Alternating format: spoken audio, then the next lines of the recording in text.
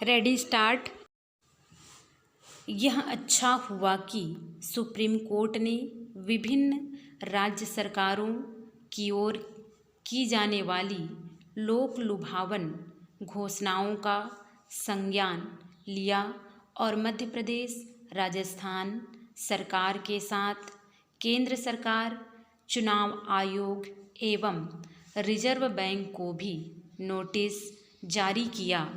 मध्य प्रदेश और राजस्थान सरकार को नोटिस जारी करने का कारण यह है कि चुनाव करीब आते देखकर इन राज्यों की सरकारें लोक लुभावन घोषणाएं करने में लगी हुई हैं।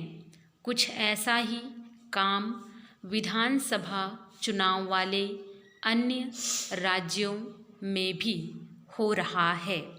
इसे लेकर दायर जनहित याचिका में यह सही कहा गया है कि राज्य सरकारें अपने अंतिम वर्ष में लोक लुभावन घोषणाओं की झड़ी लगा देती है और ऐसा करते समय यह भी ध्यान नहीं रखती कि उनकी आर्थिक स्थिति उनके वादों को पूरा करने की अनुमति देती है या नहीं।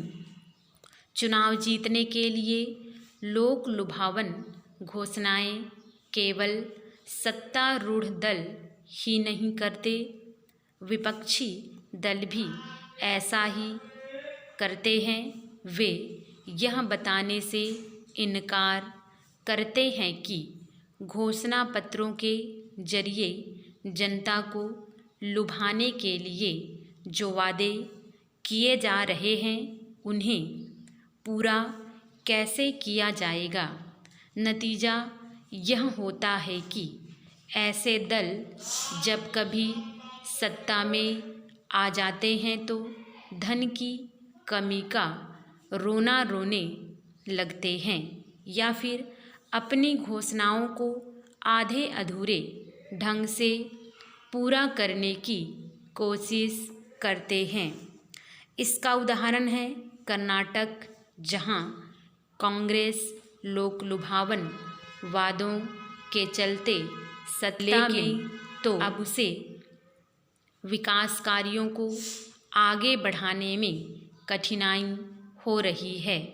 इसी तरह की समस्या का सामना उन राज्य सरकारों को भी करना पड़ रहा है जिन्होंने लोक लुभावन वादे किए थे।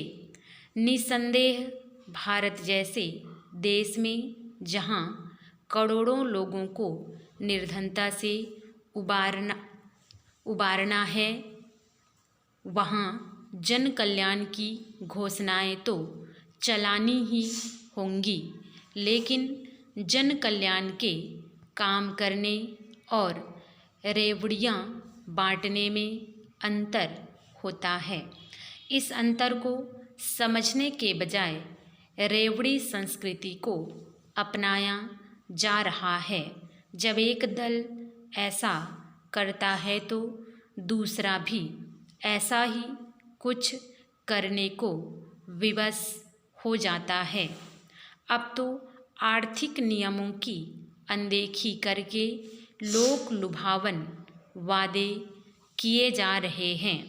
निर्धन लोगों का उत्थान तभी किया जा सकता है जब राज्य आर्थिक रूप से सक्षम बने रहेंगे। राजनीतिक दलों को यह समझना होगा कि आर्थिक सक्षमता वित्तीय नियमों की उपेक्षा करके नहीं प्राप्त की जा सकती। यदि राज्य सरकारें वित्तीय रूप से सक्षम नहीं बनती तो वे ना तो लोक लुभावन वादों को पूरा कर सकती हैं और ना ही विकास के कामों को आगे बढ़ा सकती हैं। विडंबना यह है कि कमज़ोर आर्थिक स्थिति वाले राज्यों में भी राजनीतिक दल रेवड़ी संस्कृति अपना रहे हैं। यह संस्कृति राज्यों और अंततः देश की अर्थव्यवस्था पर बुरा असर ही डालेगी।